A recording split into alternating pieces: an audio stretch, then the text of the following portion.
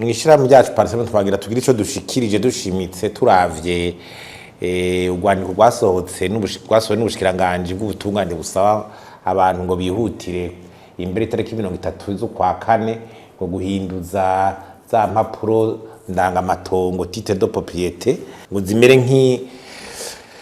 nk'impapuro zo mu bihe vya none.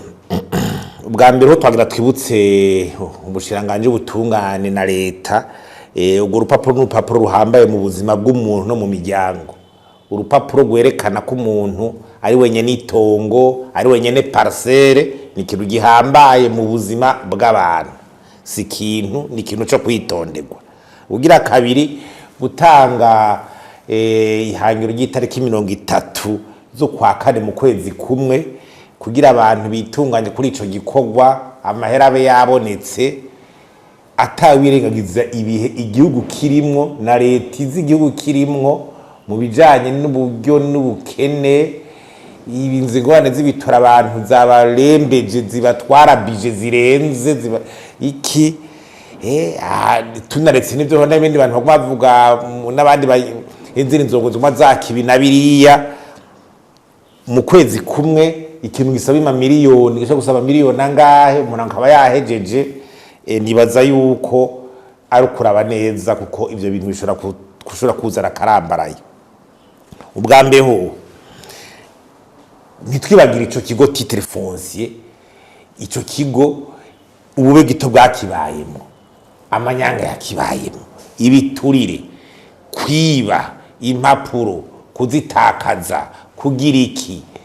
N'utwumva ngo hari abari barategeza kuronka impapuro ndangamatongo biyadikije ngo batarazironka. Ikintu kirimo amanyanga cyangwa amatrafika abantu gasanga basora impapuro atari gwabo akagira gute ko parcelle atari gwabo. Ibintu vyabaye ni ibintu tisoni. Hanyuma ikindi naco hari amatitre usanga ari mu mabanki, mu microfinance, hari ama original ari abitswe naho umuntu yati deni yasubiri yati deni ugasanga yari mu bubiko. Ayo madokima ntabakiri mu minwe yabanyeneyo. Hariho ama parcelle cyangwa amatongo usanga akiri mu tukuta mu matati, usanga nakiri mu matati mungu asanga iyo original ibitswe n'umuntu muri iyo parcelle ugasanga kumbiri mu matati iri muri ibi masentare bigiziki ugasanga ni ibintu bishobora kuzana ingorane. Hama tutibagije ko igihugu naco cuzemwe abasuma abanyabiturire. Umukuru y'uwenyiri garavuga ati abantu mu ndongozi harimo abanyonyezi bava ku bitoro bya vyibwa hano hose agenda nava ko banyonyeje. None ico kigo cyo kirimo abantu baranzwe n'ibiturire n'iki nta kantu ko kwiyumvira. Hanyuma ikindi umwanya wo kurondera ngo umuntu utuma ngo aje kukuhakubera mandateri muje kwa noteri kumure nturi hafi uri mu mahanga uri muri voyage uragwaye umuntu wizera kwitongo kwari waja kubigukoreshereza agira gute biroho ubwo nyene kuco mubona abantu bashobora kwari mutu natubye batari hafi. Ivyo bintu ni ibintu bashobora gufata ngo mu kwezi kumwe vyiruke ku muvuduko guwa atakindi cyo bakigamije. Nukuri twagira dusabe iyo date banze ihagarare bavyigize inyuma gatoyi.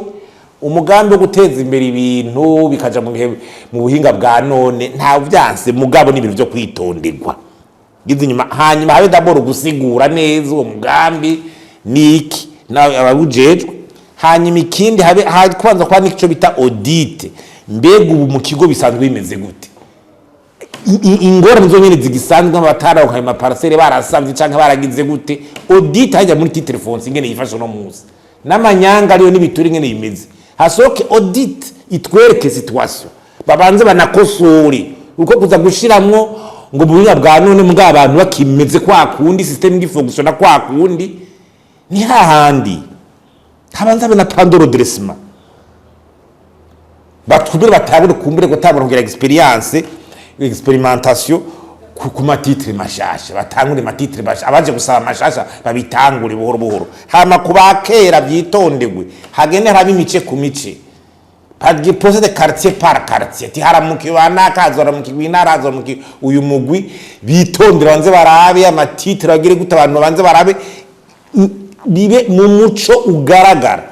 Mugabo abantu nk'ibihumbi n'ibihumbi bihutira ngo bagihe ngo atwaye ama-original ahantu impapuro zamye zitakara zizwi zikata mbe witwaye nk'uwo yitwara akavuga ngo ntayo watanze ngo twayibuze ngo twagize iki ahantu zigize imizi zinyuruzwa ari ama-original abantu bogifata gwiki ejo nituvuga abantu batavuga ngo je naratanze ngo original yanje ngo sinarayibonye ngo sinagize iki induru zikaduka abantu murazi murundi n'agatongo kiwe murazi ubukeneye buri muri iki gihugu. Iyo ni process yo gutwara amezi umwaka bikagenda buhoro buhoro abo bigeze ko bigenda bukebuke tugashikira ihangiro atandurimo atakibazo bishobora atabibazo bishobora guteza. Ibintu twigo turabona mu ndongozi yo migambi yose ivugwa abihaye turabaza barabantu bihaye ndongozi zihaye kunyuruza ibintu by'abandi zihaye kunyuruza ibintu. Uvuga kubaka amabiro dozona n'ingere bica bigenda uvuga kubaka intebe z'abanyeshuri kugira usanga bamaze kuzina ikintu cyose bigeze ku matongo y'abantu bikagenda gutyo gihuti biburishe uburyo n'abatari hafi n'abatari iki ivyo biro twobivamo namwe ko hari ikintu byabigamije tuteye akamo umushikiranganje ubutungane yiyumvire n'izo gikogwa kigende bukebuke muri transparence ayo madere yo kwihutisha abantu kuko iyo ngendo yabaye na nyinshi ejo uzawumva utwara komine mudasiza amarangi mutagize iki mudateye amashurwe mu kwezi mutagize iki bakibagira igihugu kirimo leta yonyine imara umwanya ungahe mugira igire éclairage public aya manido pour mu barabara ko leta yo bibanza kuyigora bikayumuza.